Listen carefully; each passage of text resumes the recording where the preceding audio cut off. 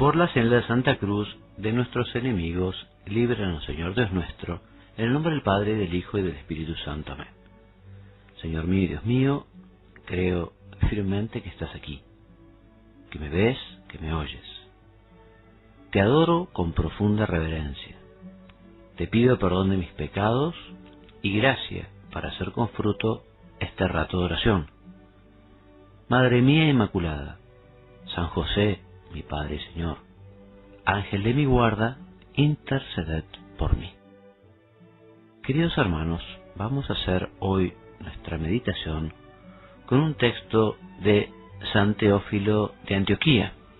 De este autor, de este padre de la Iglesia, no conocemos casi nada, como tampoco de su obra, que debió ser extensa. Fue gracias al antiguo historiador de la Iglesia, Eusebio de Cesarea, que nos enteramos que San Teófilo habría sido obispo de Antioquía y habría sido el sexto después de San Pedro. Las mismas noticias nos las transmite San Jerónimo.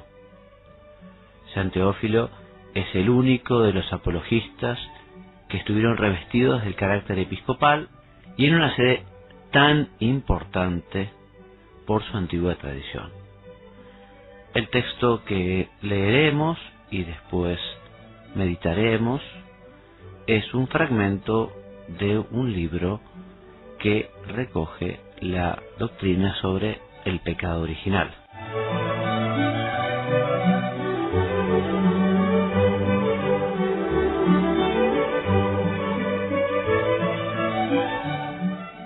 Este fragmento se encuentra en el libro llamado Libro Autólico. Autólico sería una persona, digamos, no sería un personaje real, sino que encarna más bien a un tipo de pagano que no debía de ser raro a finales del siglo II. Un hombre culto que reconocía en bastantes cristianos a otros hombres cultos como él, pero a quien parecía demasiado simple la doctrina de Cristo.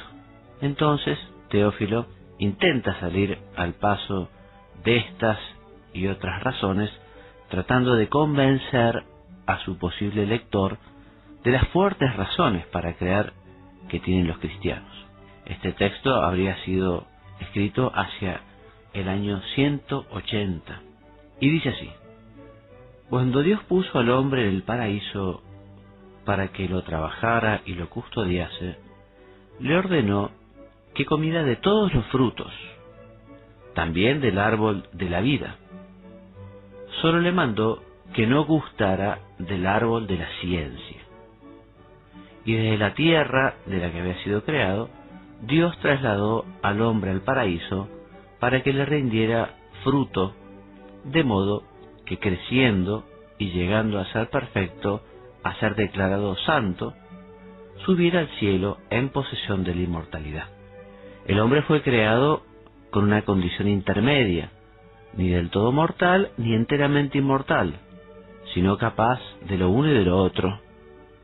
Del mismo modo, el paraíso, en cuanto a su belleza, fue hecho intermedio entre la tierra y el cielo.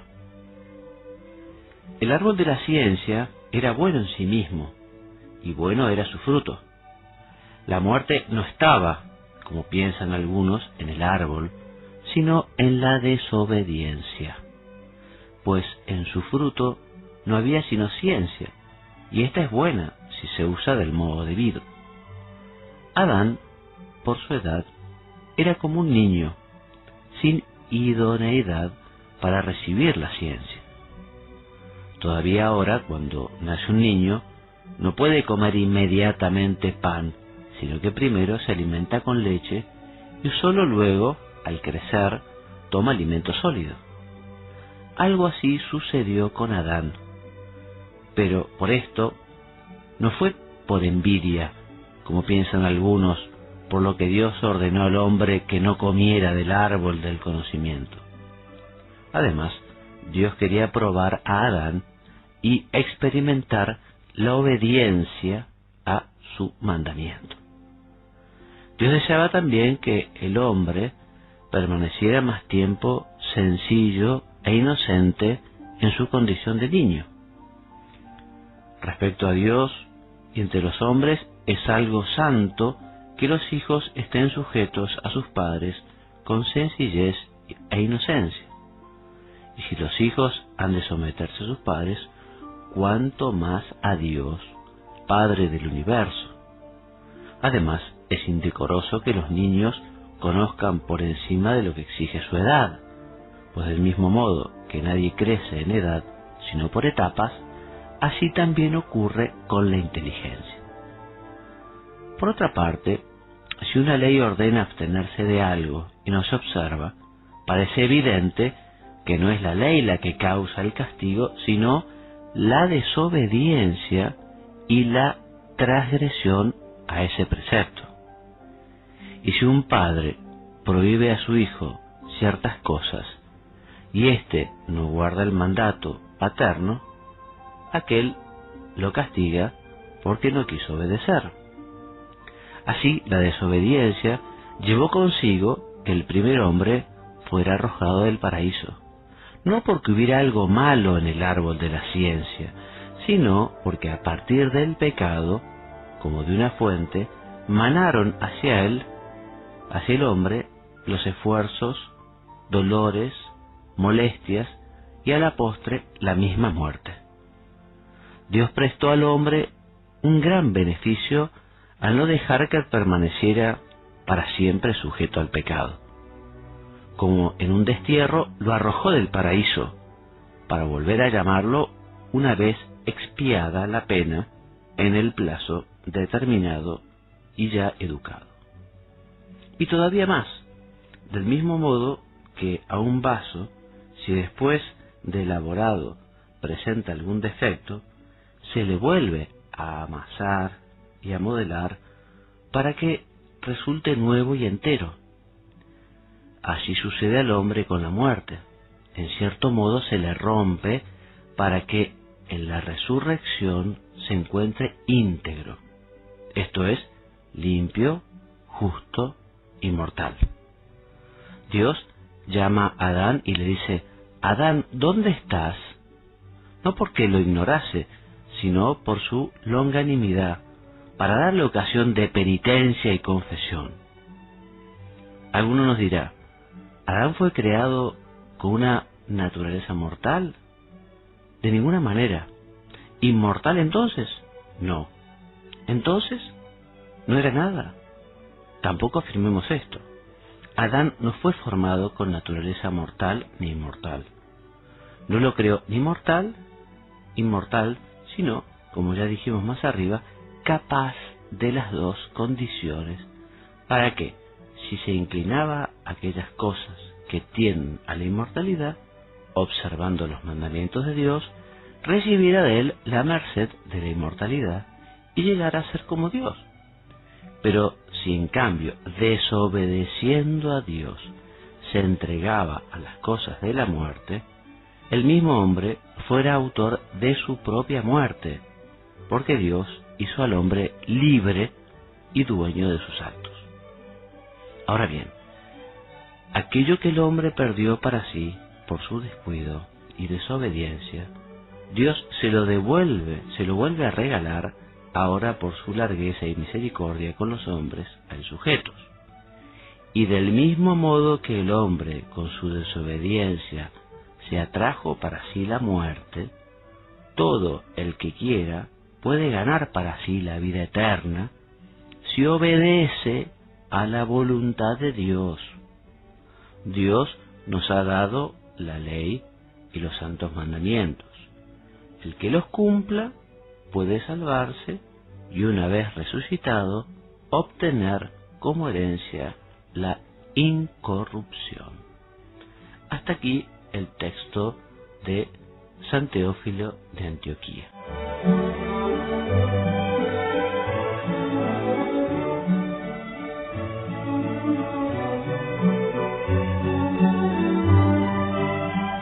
Es una buena oportunidad la que nos brinda el santo para volver a decirle al Señor que nosotros queremos ser dóciles y obedientes.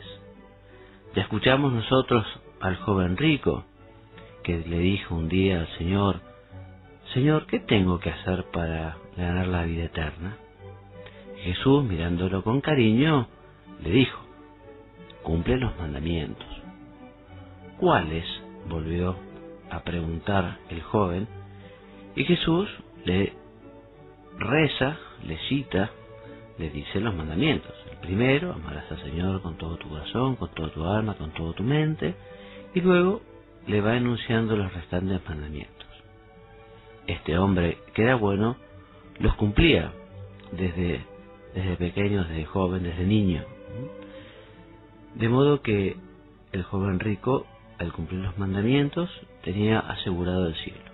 Dios quería pedirle más, y todos recordamos la historia, que le pidió todo y después él no se animó. En fin, a cada uno Dios le pide algo, y a todos nos pide el cumplimiento de los mandamientos de la ley de Dios.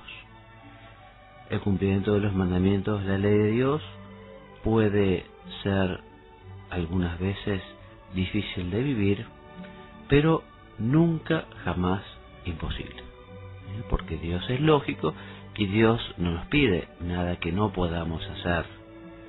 Evidentemente, para poder cumplir los mandamientos de la ley de Dios necesitamos la gracia de Dios. Es muy difícil vivir los mandamientos si uno está alejado de Él. Es muy difícil vivir los mandamientos si uno no hace oración y no recibe los sacramentos con frecuencia. Por eso, queridos hermanos, aprovechemos para volver a proponernos buscar la gracia de Dios a través de los sacramentos, a través del sacramento de la Eucaristía, donde recibimos al autor de la gracia, Cristo mismo, a través del sacramento de la penitencia o de la reconciliación. Queremos vivir muy bien los mandamientos, llenémonos de Dios con su gracia. Busquemos a Dios en la oración. Procuremos ser dóciles a las inspiraciones del Espíritu Santo y dejémonos ayudar por Él. Pero todos, después del pecado original, quedamos inclinados hacia el pecado. Todos tenemos una tendencia, digamos, al egoísmo, a la maldad. Todos tenemos una tendencia que nos aleja un poco del Señor. Por eso tenemos que luchar contra esa concupiscencia, contra esos deseos desordenados, contra esa debilidad de la voluntad, para superar las inclinaciones rebeldes del apetito egoísta. Todos tenemos la concupiscencia y todos tenemos que luchar, pero el Señor está muy dispuesto a darnos su gracia, su ayuda. Depende de nosotros que la querramos aprovechar, depende de nosotros que la busquemos, depende de nosotros que nos acercamos y la pidamos, porque Dios la ofrece, pero no la impone ni obliga a nadie. Este pecado original, este primer pecado de nuestros padres Adán y Eva, nos dejaron en esta situación difícil en la que podemos optar y decidir mal y hacer un mal uso de la libertad. Qué misterio tan increíble, qué misterio tan importante, en el que Dios permite al hombre justamente hacer mal uso de la libertad. Es muy impresionante que Dios permita al hombre que siga siendo libre, ¿no? Por eso, Señor, gracias por esta libertad y ayúdanos a saberla aprovechar como corresponde. Evidentemente, según el uso que hagamos de la libertad, después será nuestra vida para toda la eternidad. Porque, como hemos escuchado muchas veces, como lo sabemos, no es que Dios mande al infierno a los hombres, sino que los hombres eligen libremente vivir apartado de Dios, eligen libremente tener un comportamiento totalmente ajeno al querer de Dios, totalmente opuesto a Él. Porque Dios es el buen pastor y Dios lo que hace es buscar a la oveja. Dios quiere que el hombre se convierta, pero si el hombre no quiere, Dios respeta esa libertad. Qué cosa tan impresionante. Respecto del pecado original, se han dicho algunos errores a lo largo de la historia de la Iglesia, ¿no? Por un lado tenemos el error pelagiano, que nos dice que la culpa de Adán no afecta a la humanidad. Este error fue condenado en el año 418 en el Concilio de Cartago. Y más adelante, el error protestante, el error de Lutero y de Calvino, viene a propagar una tesis totalmente opuesta a la anterior. O sea que el pecado de Adán, según esta teoría, habría corrompido de tal manera la naturaleza humana que habría conseguido suprimir la libertad, suprimir el libre albedrío, incapacitar al hombre para hacer el bien, y por lo tanto el hombre inclinado necesariamente a pecar. Esto fue un error, ¿no? Y ya el Concilio de Trento dedicó un decreto específico a esta cuestión de la justificación y dejó clarísimamente dicho que el pecado no ha corrompido toda la naturaleza, sino que el hombre continúa siendo libre. Es verdad que está debilitado, repetimos, es verdad que tiene esa concupiscencia o esa debilidad de la voluntad, pero Dios nunca va a privar al hombre de la gracia, nunca va a privar al hombre de los medios como para rechazar las tentaciones, como para rechazar esas malas inclinaciones. Veíamos que el pecado de nuestros primeros padres, Adán y Eva, fue un pecado de desobediencia, ¿no? Y así como la muerte entra al mundo, el pecado entra al mundo por la desobediencia de Adán y Eva, por la obediencia de nuestro Señor, por la docilidad también de la Virgen, vuelve la gracia al hombre y Dios vuelve a ofrecer, ganada por Jesucristo, vuelve el hombre a tener esa posibilidad de volver al cielo, de volver al paraíso, de volver a conseguir una vida, una eternidad cerca de su Padre Dios. La desobediencia de Adán, la obediencia de Jesús, la desobediencia de Eva, la obediencia de María. Y preguntémonos en este rato de oración, cada uno de nosotros, ¿cómo andamos de obediencia? Porque a todos nos cuesta un poco obedecer. A todos nos gusta hacer lo que nos gusta, lo que queremos, lo que se nos da la real gana. En fin, cada uno tendrá sus circunstancias particulares, personales, pero todos de alguna manera tienen a alguien que obedecer, o a alguien a quien tienen que por lo menos acompañar en muchas de sus decisiones. El marido a su mujer, en fin, la esposa a su marido, quien trabaja a sus jefes, en fin, a los gobernantes del país, etcétera, etcétera, etcétera. ¿Cómo es nuestra actitud? ¿Cómo es nuestra actitud? ¿Tenemos esa docilidad y esa capacidad como para aprender, aprovechar, seguir esos mandatos, esas sugerencias, esas insinuaciones, en fin, lo que sea? Es importante saber obedecer, porque además quien no sabe obedecer es muy factible que después tampoco sepa mandar, porque evidentemente el que manda tiene que tener ese espíritu de servicio, el que manda tiene que buscar justamente. Y si uno ha sido orgulloso y uno ha sido soberbio y no ha sabido obedecer, será difícil que después consiga esa humildad y esa sencillez que le lleve a mandar buscando el bien de los demás. Por eso, Señor, te pedimos que nos ayudes a ser sencillos, humildes, En la Escritura además nos dice que Dios ama, recibe, acoge a las personas humildes. En cambio, a los soberbios los rechaza. Si tuviéramos que interpretar este texto de la Escritura, en realidad podríamos decir que no es que